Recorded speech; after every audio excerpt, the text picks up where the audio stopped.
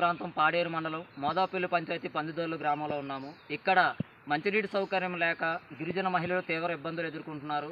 వర్షాకాలం అయితే ఇక్కడ ఓటర్ నీళ్ళు ఇక్కడ నుంచి నీళ్ళు తెచ్చుకుంటున్నారు. అలాగే ఎండాకాలం కానీ ఆసన్నమైందంటే సుమారు ఇంచుమించు కిలోమీటర్లన్నర దూరం వెళ్ళి అక్కడి నుంచి మంచినీళ్ళు తెచ్చుకోవాలి. మరి ఈ గ్రామంలో గిరిజనులు ఎదుర్కొంటున్న సమస్యలు, ఇబ్బందులు వారిని అడిగి తెలుసుకుందాం. ఇక్కడ గ్రామ మహిళలు ఉన్నారు, వాళ్ళని అడిగి తెలుసుకుందాము. అమ్మ, మీరు మంచినీటి సౌకర్యంకి మరి ఇక్కడికి వచ్చి ఇటువంటి నీళ్ళు పట్టుకెళ్తున్నారు కదా, ఎప్పుడైనా అధికారులకు తెలియజేశారా మీరు? చేసామండి, అంటే ఓట్లు కూడా వేసాము, తెలియజేసాము, ఎవరు పట్టించుకోవట్లేదు. ఒకవేళ మీరు ఇక్కడ నుంచి ఒకవేళ మరి ఇవన్నీ కూడా బురద నీళ్ళు ఉన్నాయి కదా, మరి ఇవి తాగితే మరి మీకు జరాలు వచ్చేస్తున్నాయండి బాగా. అంటే ప్రైవేట్ హాస్పిటల్లో బాగా డబ్బులు రన్ అయిపోతుంది. మేము ఖర్చు పెట్టేస్తున్నాం అనమాట జబ్బులు, మాకు రోడ్డును కల్పించాలి, నీళ్లు అందించాలి. మరి మీకు ఇక్కడ నాయకులు ఉన్నారు కదా, మరి సర్పంచ్ లేకపోతే ఎంపీటీసీ ఉంటుంది, వాళ్ళకి ఎప్పుడైనా చెప్పారా? మరి చెప్పామండి, తెచ్చి ఇవ్వట్లేదు. వాళ్ళు కల్పించారు, అంటే బోరింగ్ వేసారు, పడలేదన్నమాట, వాటర్ పడలేదు. మరి ఒకవేళ ఇప్పుడు మీరు ఇక్కడ మంచినీటి సౌకర్యం ఎండాకాలం అయితే మరి కిలోమీటర్న్నర ఎక్కడికి వెళ్ళాలంటున్నారు కదా, ఎంత దూరం? దూరం దగ్గర వెళ్ళాలండి. చాలనివారం తెచ్చుకొని తాగలేని వాళ్ళు చాలా ఇబ్బంది. రోడ్డు బండి తిరగడం కూడా బాధవే, ఎండాకాలం నీళ్ళకి బాధవే.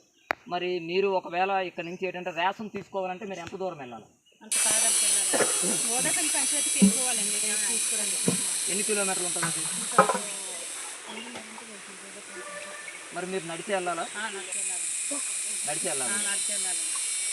మరి ఇప్పుడు మీరు అధికారులకు ఏం చెప్పాలనుకుంటున్నారు? అంటే మాకు రోడ్డు కొంచెం చేయాలనేసి, నీళ్లు కల్పించాలనేసి, మాకు వాటర్ గురించి బాగా.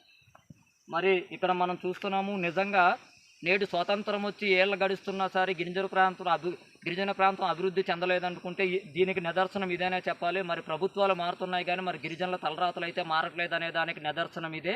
మరి వీళ్ళు రేషన్ తెచ్చుకోవడానికి కూడా సుమారు ఇంచుమించు ఆ గ్రామము మోదాపల్లి ఎక్కడికో వెళ్ళి తెచ్చుకోవాలా, 2.5 కిలోమీటర్ల దూరం వెళ్ళాలంటున్నారు. మరి ఇక్కడ కనీసం రోడ్డు సౌకర్యం కూడా లేకపోవడంతో వీళ్ళు కాలినడకన వెళ్ళి కాలినడకనే రావాలి. అలాగే ఒకవేళ అనారోగ్యం బారిన పడితే ఇక్కడికి వాహనాలు వచ్చేయడానికి కూడా రోడ్డు సదుపాయం కూడా పూర్తి స్థాయిలో లేదు. ఒకవేళ అనారోగ్యం బారిన పడినా సరే వీళ్ళకి 108 వచ్చేందుకు కూడా ఇక్కడికి ఈ గ్రామానికి రాలేక తీవ్ర ఇబ్బందులు ఎదుర్కొంటున్నారని చెప్పిన వాళ్ళు అంటున్నారు. అలాగే ముఖ్యంగా ఇక్కడ మంచినీటి సమస్య అయితే మాత్రము ఇక్కడ ఈ నీళ్లు తాగడం వలన అనారోగ్యం బారిన పడుతున్నాము, జ్వరాల బారిన పడుతున్నారు. బాధాకరమైన విషయం ఏంటంటే ప్రైవేట్ ఆసుపత్రులకి మా జబ్బులు తగ్గించుకునేందుకు ప్రైవేట్ ఆసుపత్రులు సంప్రదిస్తున్నామండి, వేల రూపాయలు మేము ఖర్చు చేస్తున్నామని చెప్పిన వారు అంటున్నారు. అలాగే ఇక్కడ మనం చూస్తున్నాము, ఒకవేళ ఎండాకాలం అయితే ఇక్కడ నుంచి సుమారు 1.5 కిలోమీటర్ల దూరం ఇక్కడ పాదాలను ఉంది, పాదాల దగ్గరికి వెళ్ళి మరి వాళ్ళు వాటర్ తెచ్చుకోవాలని చెప్పిన వాళ్ళు వాపోతున్నారు.